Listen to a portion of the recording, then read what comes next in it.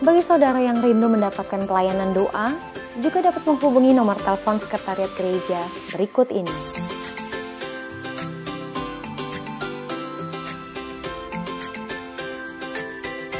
Persembahan persepuluhan dapat ditransfer ke rekening berikut ini.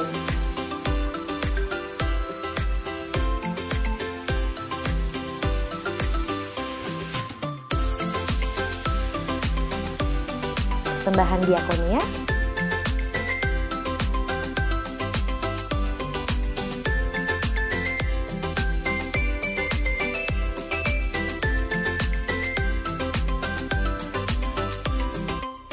persembahan pembangunan,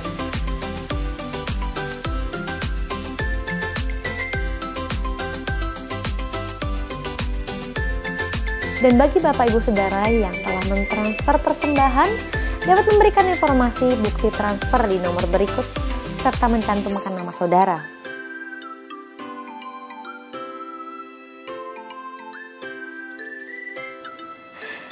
Dan bagi Bapak Ibu Saudara yang ingin mengetahui informasi mengenai kegiatan GBI RPD, dapat mengikuti media sosial GBI RPD yang ada di layar kaca Anda. Bangun kesatuan. Kau akan lihat kemuliaan. Kemuliaan. Kemuliaan. Itu milik kedua. Karena Bapak sudah memberikan, jangan sampai hilang kemuliaan itu.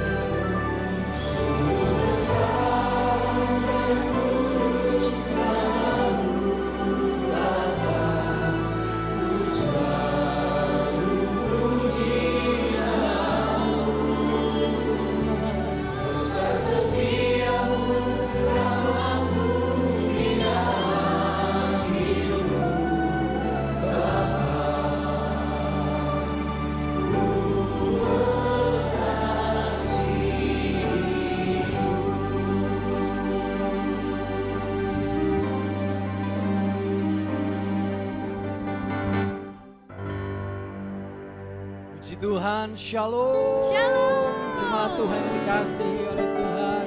Saya percaya hari ini semua kita penuh dengan sukacita yang dari Tuhan. Mari kita siapkan hati kita sama-sama. Kita datang ke hadirat Tuhan. Saya percaya di mana hadiratnya, di mana ada Roh Allah, kelepasan, kesembuhan, bahkan mujizat terjadi atas saudara dan saya. Amin. Kita berikan tepuk tangan yang luar biasa buat Raja segala Raja. Dia yang layak untuk ditinggikan.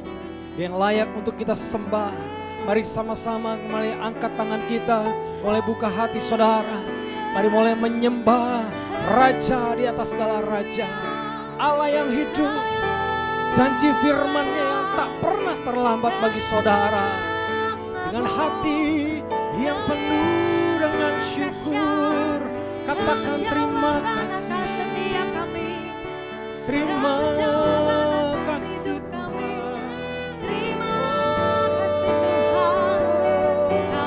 Umat-Mu ya Bapa, kami datang menyembah, kami datang memuji-Mu.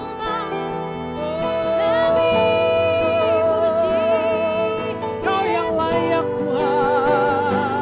Kami berikan yang terbaik, kami persembahkan yang terbaik, hanya bagi-Mu dengan ucapan syukur-Mu dari hati kami, rindu akan Engkau.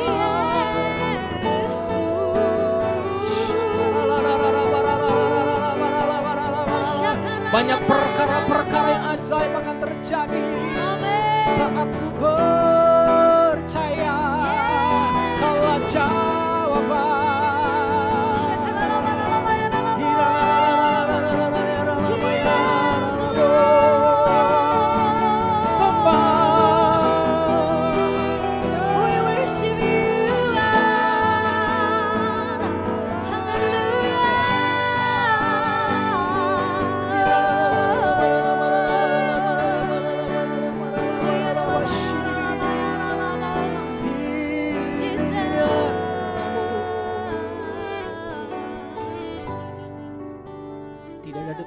Dan waktu yang terindah selain kami ada di hadirat. Terima kasih Tuhan Yesus. Thank you Lord. Kau jawaban atas hidup kami ya Aba ya Bapa.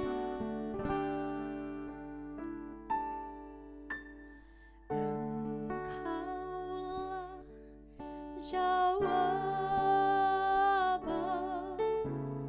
di setiap doaku saat ku menyembah Roh-Mu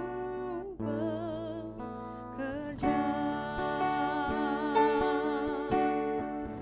Thank you Lord, Kau jawaban kami Tuhan.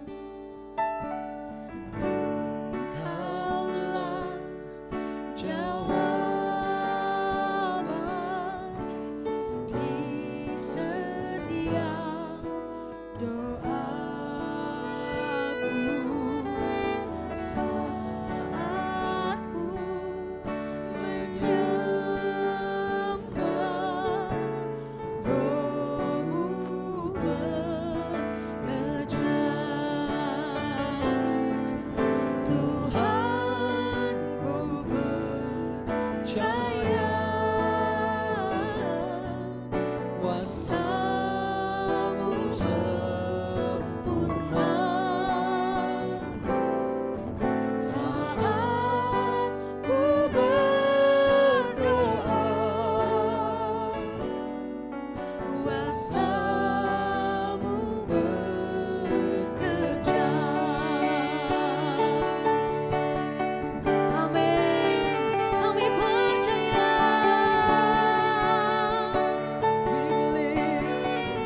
Jemaat Tuhan sendiri naikkan pujian ini.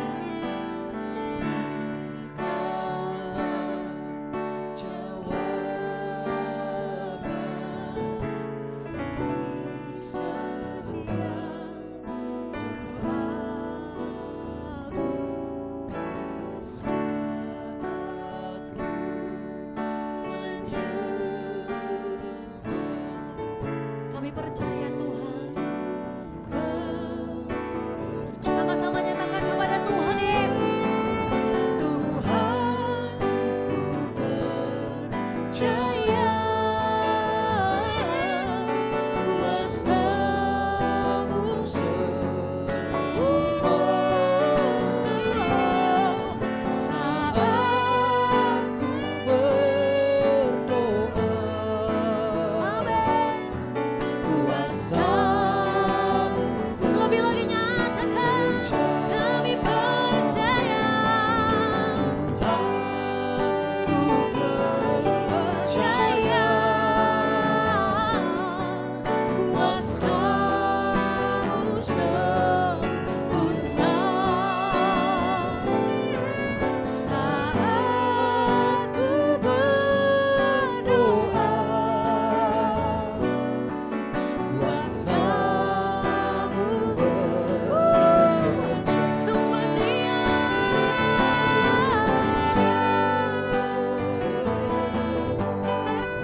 Kami percaya. Rasakan hadirat-Nya. Dia menjamah setiap hati yang rindu. Tuhan memulihkan setiap hati. Setiap sakit Tuhan sembuhkan. Di dalam nama Yesus Kristus kami percaya.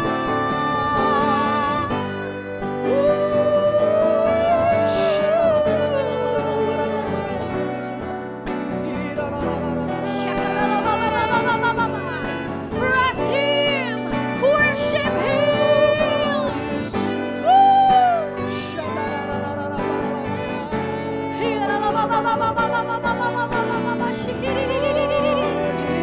Sembah Tuhan lebih lagi.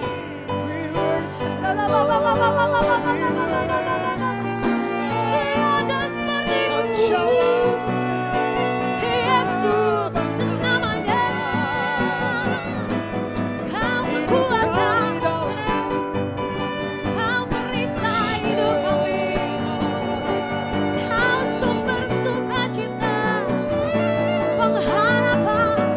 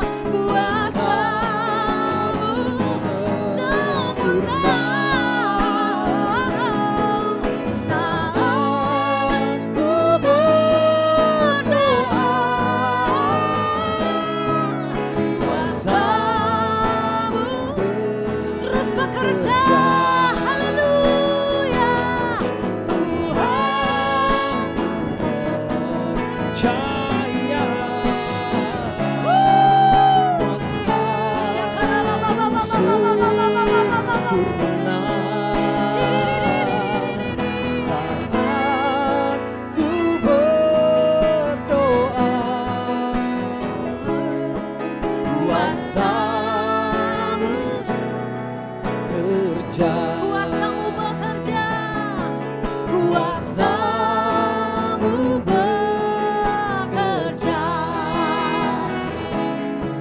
kuasamu bekerja.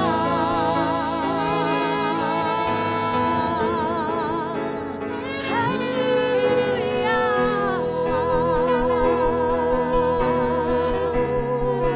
Terus bekerja, terus bekerja. kuasamu, kuasamu bekerja. Terima kasih Tuhan, terima Tak kasih Tuhan. terbatas. There is like you, Lord. Jesus. Kami punya Engkau yang besar, yang dahsyat, yang luar biasa.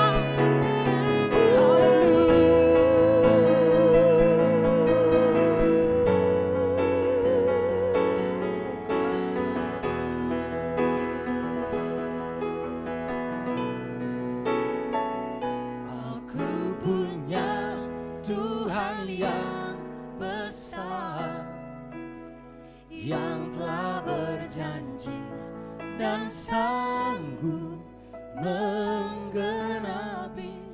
Imanku bersepakat, percaya kuasanya. Ku terima sekarang kemenangan darimu. Aku punya Tuhan yang besar, yang telah berjanji dan sanggup menggenapi. Imanku bersepakat, percaya kuasanya. Ku terima sekarang kemenangan darimu.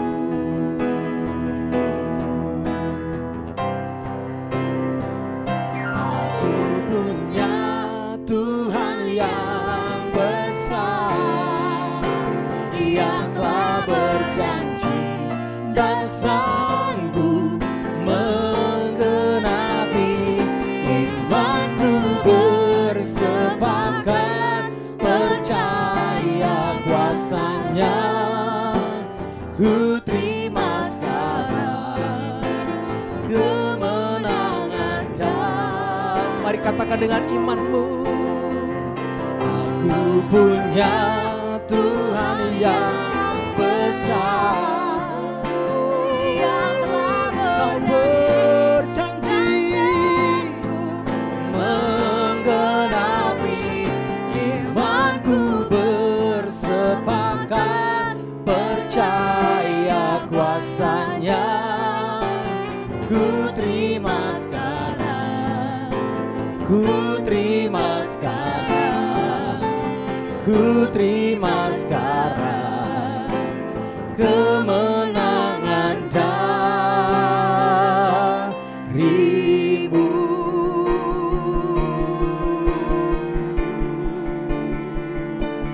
hanya bagimu, Yesus. Ku percaya Kau Tuhan yang tak pernah gagal, menjadikanku lebih dari pemenang. Ku percaya Kau Tuhan yang tak pernah lalai, menggenapi janji-janjimu.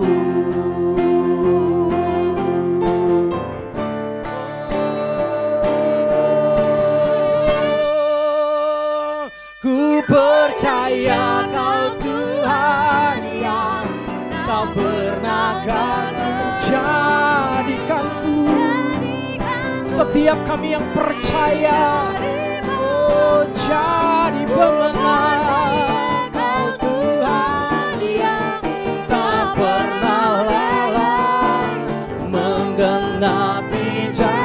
sekali lagi saudara. Ku percaya Kau Tuhan yang tak pernah gagal, menjadikanku lebih dari pemenang. Ku percaya Kau Tuhan yang tak pernah lalai, menggenapi janji-janji-Mu. Dia genapi atas setiap kita, menggenapi janji-janji-Mu, menggenapi janji. Angkat tangan saudara. Menggenapi janji-janji-Mu.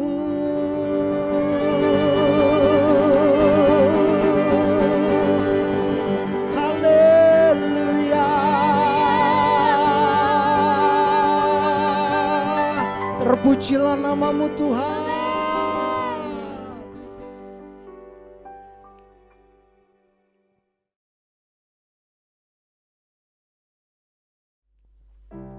Puji Tuhan, mari kita siapkan hati kita. Kita dengar firman Tuhan yang terus menuntun, menguatkan, dan menjadi jawaban atas setiap saudara dan saya. Terima kasih Tuhan Yesus. Kau sungguh baik dan teramat baik bagi kami.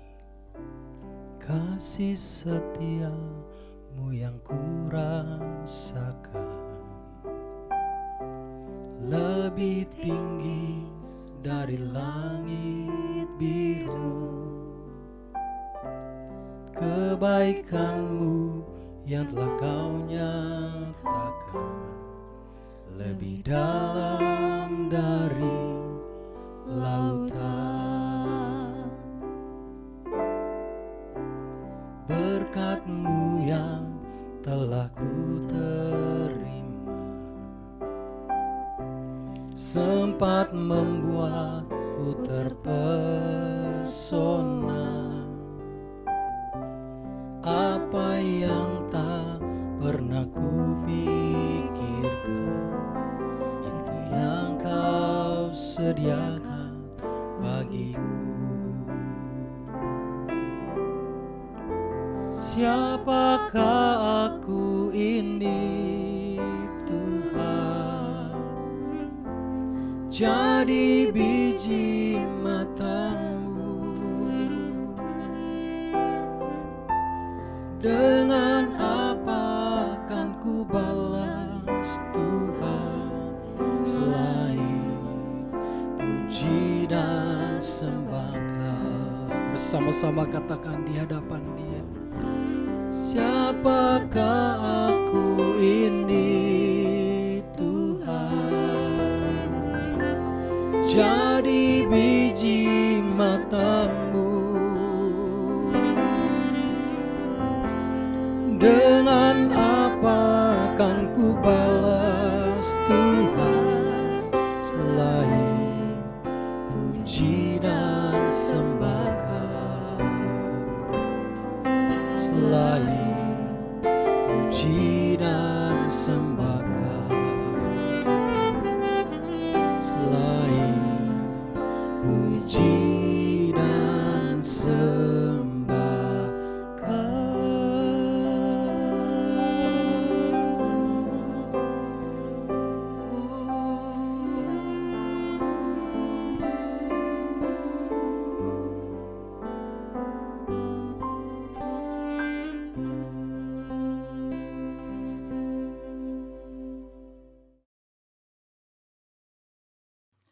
Selamat hari Minggu, saya percaya kita masuk dalam level kemuliaan yang lebih besar lagi. Pada edisi Voice of Pentecost kali ini, kita akan membahas faith and risk atau iman dan resiko. Berapa banyak saudara yang mau hidup tanpa resiko, berbisnis tanpa resiko, menikah tanpa resiko, atau untuk yang anak muda, pacaran tanpa resiko sakit hati. Apa sih resiko itu? Resiko adalah sesuatu yang buruk yang tidak sesuai dengan harapan kita, tetapi rasanya tidak mungkin kita hidup tanpa resiko. Karena dunia yang kita kenal hari ini adalah dunia yang telah dirusakkan oleh dosa. Kejadian 8 ayat 22 mengatakan, selama bumi masih ada, takkan berhenti-henti musim menabur dan menuai, dingin dan panas, kemarau dan hujan, siang dan malam. Oleh sebab itu, selama bumi masih ada, maka yang namanya resiko akan terus ada. Lalu bagaimana kita mengatasi hal ini? Dengan memiliki iman. Terkadang hidup ini seperti seorang pengusaha yang sedang berinvestasi. Dan yang namanya investasi tentu ada segudang resiko. Seperti beberapa faktor berikut. Yang pertama, faktor waktu. Kita bisa menghitung, tetapi tidak bisa menentukan dengan pasti kapan investasi kita akan menghasilkan profit yang baik. Dalam hidup ini kita juga tidak pernah bisa memastikan waktu. Tapi yang pasti Tuhan selalu tepat waktu. Yang kedua, faktor karakter. Kepada siapa kita menginvestasikan uang kita akan sangat berpengaruh pada besar kecilnya resiko yang akan kita terima. Tetapi apabila kita menginvestasikan hidup kita pada Tuhan, kita tahu Dia adalah pribadi yang sangat dapat dipercayai, bahkan mengasihi kita. Yang ketiga, faktor tak terduga. Sejeli apapun kita mengelola semua resiko dalam investasi, tetap saja ada resiko yang tidak dapat kita duga. Seperti halnya tahun 2020 ini. Banyak hal yang tidak kita ketahui dan mengejutkan. Tetapi Tuhan tahu, maka dari itu memiliki iman menjadi sangat penting. Sama halnya dengan investasi yang memiliki segudang resiko. Hidup kita hari ini juga dipenuhi dengan resiko dan bahaya. Tetapi memiliki iman dan menginvestasikannya kepada Tuhan menjadi hal yang sangat penting pada titik ini. Karena ketika kita memiliki iman, ada 3 hal yang akan kita alami. Dengan iman kita mendapatkan kepastian janji-janji Allah. Dengan iman kita mendapatkan perkenanan Allah. Dengan iman kita memperluas kerajaan Allah di bumi. Seperti yang Ibrani 11 ayat 6 katakan. Tetapi tanpa iman tidak mungkin orang berkenan kepada Allah. Sebab barang siapa berpaling kepada Allah, ia harus percaya bahwa Allah ada. Dan bahwa Allah memberi upah kepada orang yang sungguh-sungguh mencari Dia.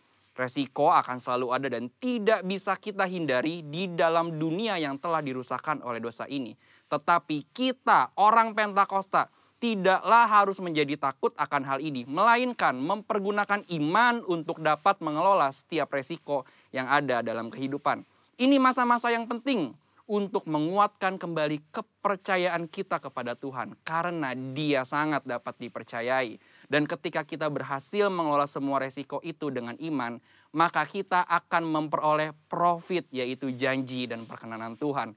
Maka sebagai orang Pentakosta, hari ini jangan ragu untuk menginvestasikan iman dan seluruh kehidupan kita kepada Tuhan Yesus Kristus. Tuhan memberkati.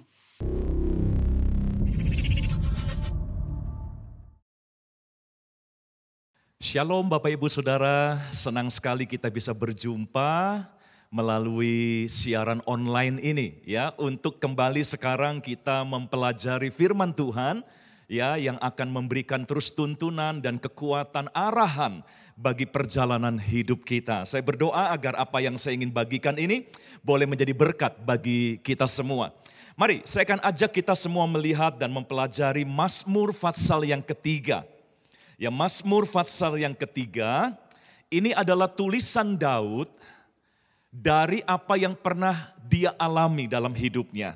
Mazmur pasal yang ketiga, ayat yang pertama dan ayat yang kedua dulu, ya. Nanti kita akan baca ayat selanjutnya, tapi kita akan awali dengan 2 ayat pertama. Mazmur 3 ayat 1 dan ayat 2 dikatakan demikian.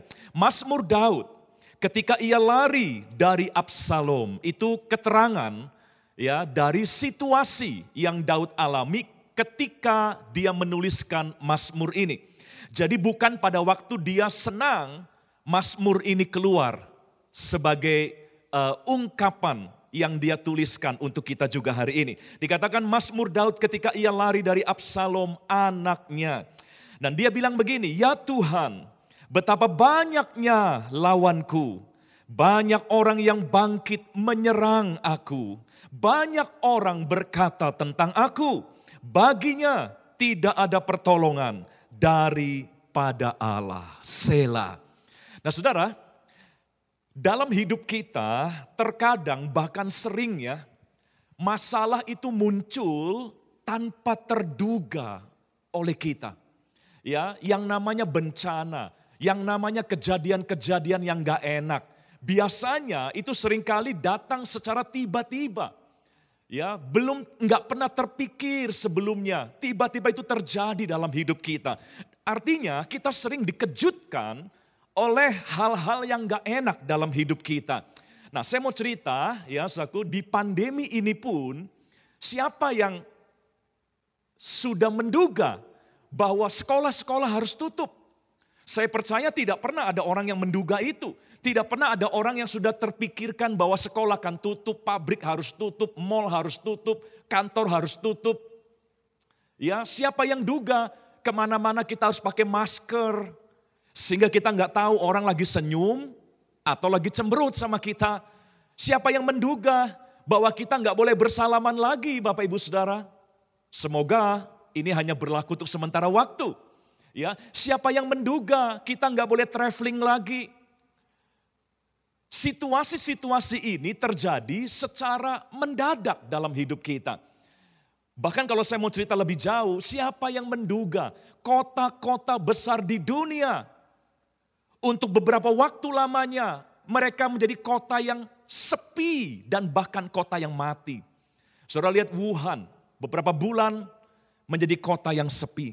Paris, New York sampai hari ini, London, ya, dan Jakarta. Menjadi kota-kota yang sepi, di mana orang harus lebih banyak di rumah, tidak boleh keluar. Saudaraku, apa yang kita alami hari ini, saya percaya tidak ada seorang pun yang sudah memprediksinya. Ya, kejadian yang gak enak ini datang tiba-tiba, mengejutkan semua orang. Sekarang ketakutan, ya, itu menjadi suasana hati dari seluruh manusia di muka bumi ini. Siapa yang duga? Nah, Daud juga ketika Mazmur ini dia tulis, dia sedang mengalami sebuah kejutan yang gak enak dalam hidupnya. Siapa yang menduga? Ya, Daud pun tidak pernah menduga bahwa akhirnya dia harus meninggalkan istananya, melarikan diri sebagai buronan yang dikejar dan dicari-cari. Ya, siapa yang menduga bahwa rakyat yang dulunya memuja-muja Daud, membangga-banggakan Daud, sekarang berbalik, ya, mengejar dan memusuhi Daud. Siapa yang menduga penasehatnya yang bernama Ahitofel, yang dulunya setia bekerja untuk Daud, tiba-tiba dia menjadi salah satu orang yang menentang dan memusuhi Daud. Dan siapa yang menduga? Anaknya sendiri yang bernama Absalom. Yang dari kecil Daud dengan kasih yang besar, Daud pelihara dan besarkan anak ini. Anak yang dilatih berperang untuk mengarahkan panahnya kepada lawan-lawan Israel. Sekarang anak ini mengarahkan panahnya kepada ayahnya sendiri. Saudara bisa dibayangkan keterkejutan Daud. Ya, bisa dibayangkan pukulan yang berat yang sedang dialami oleh Daud. Dan yang lebih mengenaskan Bapak Ibu, para ahli Alkitab sepakat kejadian ini terjadi di masa tua Raja Daud. Kira-kira Daud berumur 65 tahun, kira-kira. Di mana orang harusnya tinggal pensiun, menikmati semua kerja keras yang dia kerjakan di masa mudanya. Tapi justru di masa tuanya Daud harus menanggung pukulan yang mengejutkan, yang begitu berat dalam kehidupannya. Untuk Bapak Ibu bisa tahu gambaran yang lebih real apa yang dialami Daud. Mari saya ajak kita melihat dalam 2 Samuel, pasal yang ke-15 ayat yang ke-30. 2 Samuel 15 ayat yang ke-30. Ya, ini adalah cerita tentang apa yang dilukiskan dalam Mazmur 3 tadi. Ya, 2 Samuel 15 ayat 30, Daud mendaki Bukit Zaitun sambil menangis. Daud yang biasanya bersuka cita. Kita tahu Daud kan pemazmur yang yang penuh dengan sukacita. Tapi kali ini karena pukulan yang tiba-tiba ini, Daud mendaki Bukit Zaitun sambil menangis. Bahasa aslinya meratap. Berarti lebih hebat, lebih parah daripada menangis. Dan bukan cuma sambil menangis, dikatakan kepalanya berselubung. Seolah dia malu, dia nggak berani tampil, dikenali dan diketahui orang lain. Dia harus menyelubungi kepalanya. Bahasa lain berkata, bukan cuma berselubung tapi tertunduk, tidak berani melihat dan menatap orang lain. Kita mengerti, saudara, kenapa dia lakukan itu. Siapa yang gak malu? Siapa yang gak malu? Seorang raja yang dulu dikagumi, sekarang dibenci. Siapa yang gak malu? Ya, seorang ayah yang dikhianati anaknya sendiri. Pasti malu. Orang ngomong apa nanti? Wah, ini bapak yang gak bisa didik anaknya. Wah, ini raja ya yang sekarang harus melarikan diri dan sebagainya. Makanya dikatakan kepalanya berselubung dan ia berjalan, keterangan berikutnya, ia berjalan dengan tidak berkasut. Ini menandakan pelariannya adalah tindakan yang sangat terburu-buru, tergesa-gesa.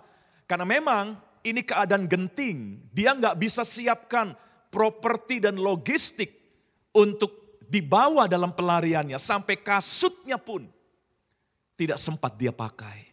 Berarti situasinya sangat genting pada saat itu. Dikatakan juga seluruh rakyat yang bersama-sama dengan dia, masih ada rakyat yang bersama dengan Daud, ya, tapi mereka juga masing-masing berselubung kepalanya dan mereka mendaki sambil menangis. Daud masih punya pengikut tetapi tidak bisa membantu dia. Tidak bisa mengubah keadaannya.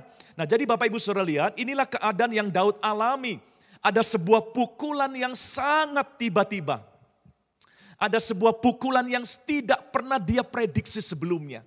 Dan itu terjadi justru di masa tuanya. Mungkin kita sedang mengalami hal yang sama.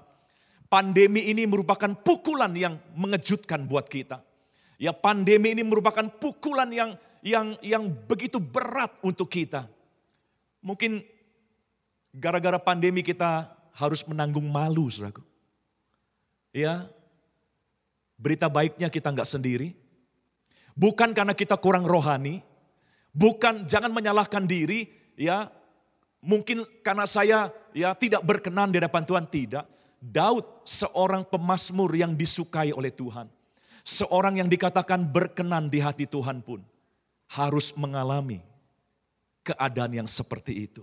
Nah, mari kita kembali ke Mazmur 3, Bapak Ibu.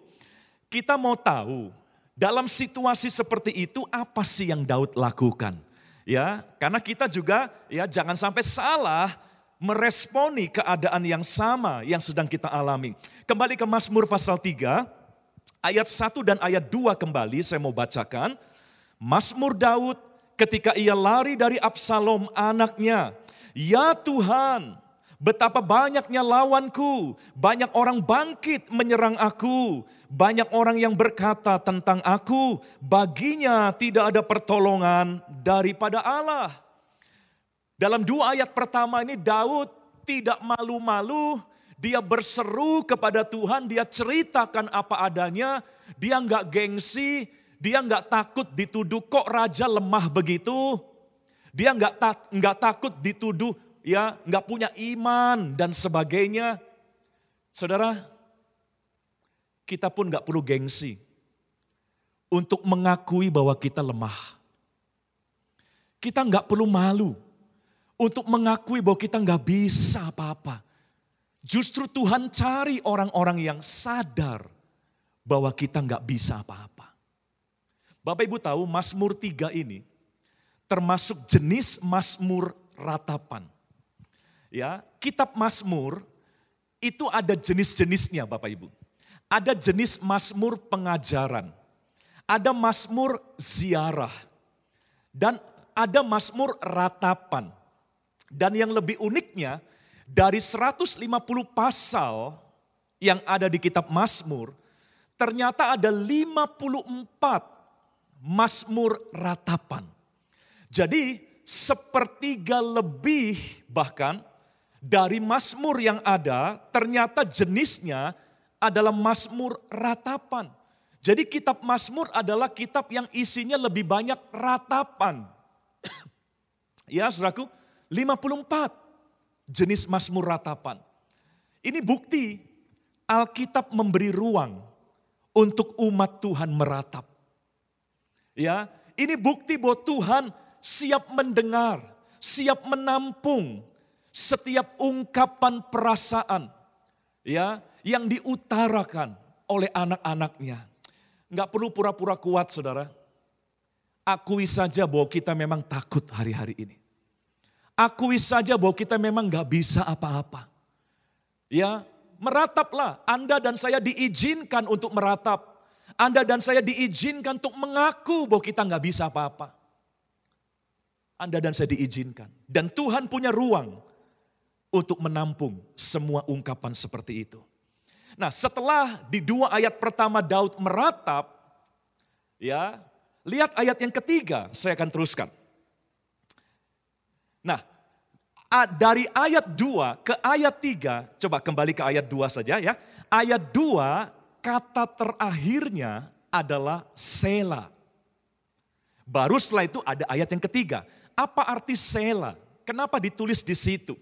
Selah adalah jeda, Bapak Ibu. Selah adalah kalau dalam sebuah lagu, ya, Selah adalah di mana semua penyanyi diam, hanya musik instrumen yang bermain. Sementara semua penyanyi diam dan mulai merenungkan makna dari nyanyian itu.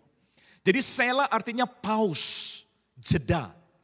Ya, saudaraku. Nah, Daud setelah berseru, meratap, dia berselah.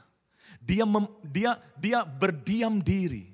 Dia tidak bersuara apa-apa. Setelah dia ungkapkan semua seruannya, dia ambil waktu tenang. Dia ambil waktu pause di mana dia berdiam diri. Ya, saudaraku. Mari kita pun ambil cara yang sama. Ya, setelah kita mengungkapkan, melepaskan semua ya apa yang kita rasakan. Cobalah berdiam diri, saudaraku. Ya, cobalah tenang.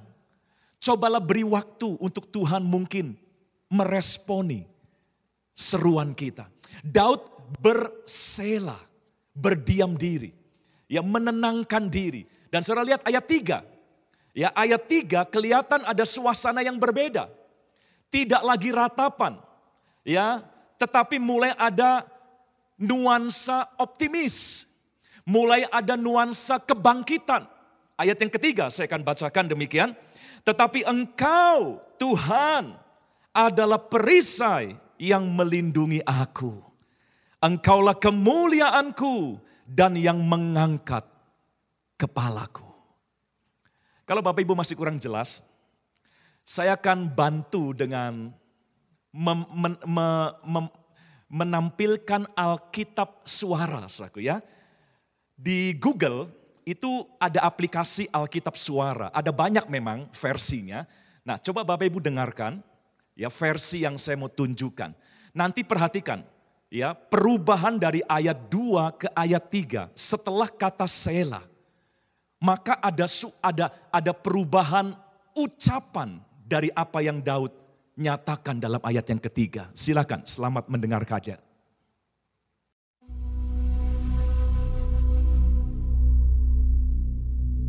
Mazmur Daud ketika ia lari dari Absalom anaknya. Ya Tuhan, betapa banyaknya lawanku. Banyak orang yang bangkit menyerang aku. Banyak orang yang berkata tentang aku, baginya tidak ada pertolongan daripada Allah. Selah.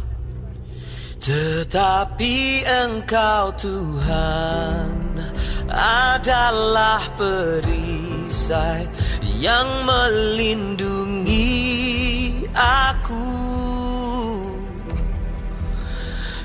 Engkaulah kemuliaanku kemuliaanku dan yang mengangkat kepalaku.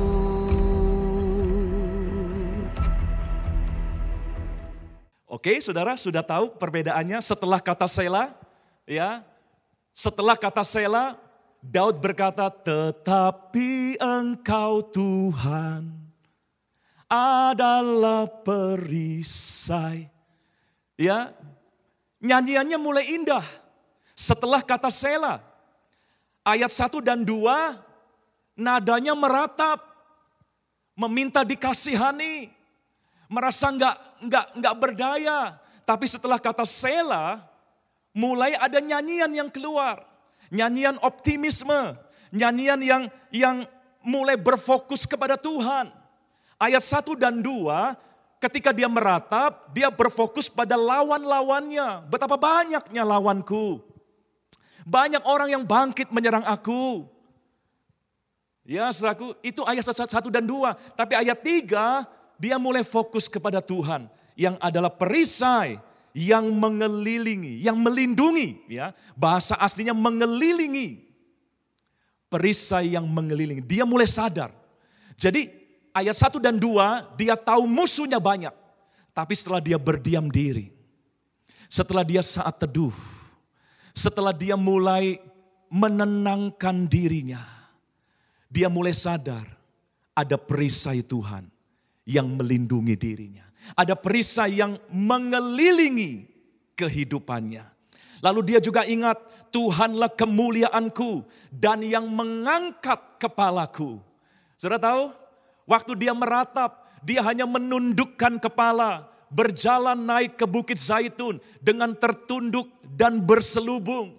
Tapi setelah dia berdiam diri, dia berselah. Dia mulai masuk hadirat Tuhan. Maka dia mulai melihat bahwa Tuhanlah kemuliaannya. Dan mulai dia berani mengangkat kepalanya. Saudara, di tengah keterkejutan kita karena pandemi ini, mari ambil banyak waktu untuk berdoa. Bukankah kita juga dibatasi aktivitas sosial kita? Ya, inilah kesempatan untuk kita lebih banyak mendekatkan diri kepada Tuhan. Masuk dalam selah. Pause, ya, jeda, di mana kita lebih banyak bergaul dengan Tuhan. Sehingga pergaulan kita dengan Tuhan akan mengalihkan perhatian kita tidak lagi kepada musuh-musuh kita terus, tapi mengalihkan perhatian kita kepada Tuhan. Ya, keintiman kita dengan Tuhan membuat kita sadar akan kemuliaannya, membuat kita sadar akan perlindungannya yang masih berlaku dalam hidup kita. Lalu saya lanjutkan ayat yang keempat, Bapak Ibu Saudara. Dari Mazmur pasal yang ketiga, ayat yang keempat. Dengan nyaring aku berseru kepada Tuhan, dan ia menjawab aku dari gunungnya yang kudus. Selah lagi. Ya, Daud berdiam diri lagi. Mari lakukan terus. Ya, keintiman kita dengan Tuhan, bangun terus. Ya, jeda, selah, kita lakukan terus dalam hidup kita. Dan saudara lihat ayat yang kelima. Setelah 2 kali selah, Daud lakukan. Ayat yang kelima dikatakan, aku membaringkan diri, lalu tidur. Saudara, orang kalau lagi stres, itu sulit tidur. Dan kita sudah tahu bagaimana stresnya Daud. Bagaimana pukulan yang begitu hebat sedang dialami Daud. Biasanya orang gak bisa tidur. Kita yang kena masalah yang gak sehebat Daud saja, sudah gak bisa tidur. Daud tidak terkena insomnia. Sulit tidur. Daud tidak perlu dibantu dengan obat tidur. Tapi dia berkata, aku membaringkan diri, lalu tidur. Kenapa? Karena dia sudah menenangkan diri.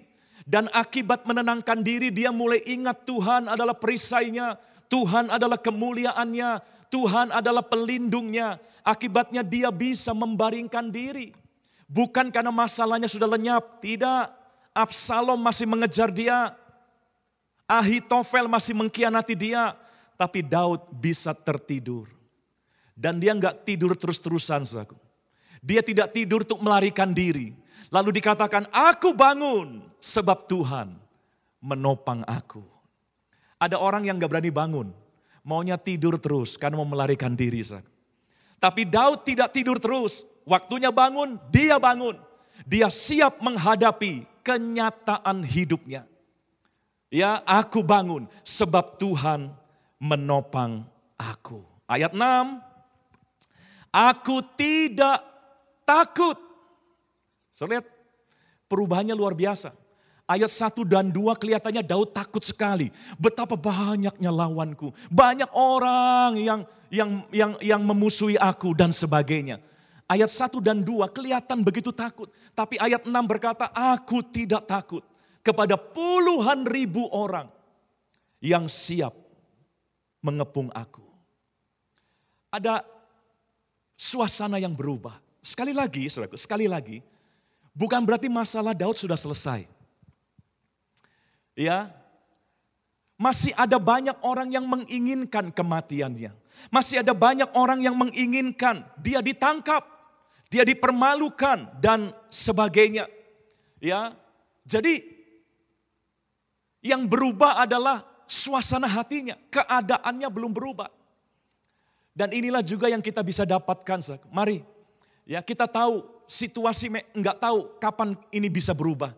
Ya enggak ada seorang pun yang tahu. Yang kita tahu mungkin masih lama nih keadaan-keadaan seperti ini.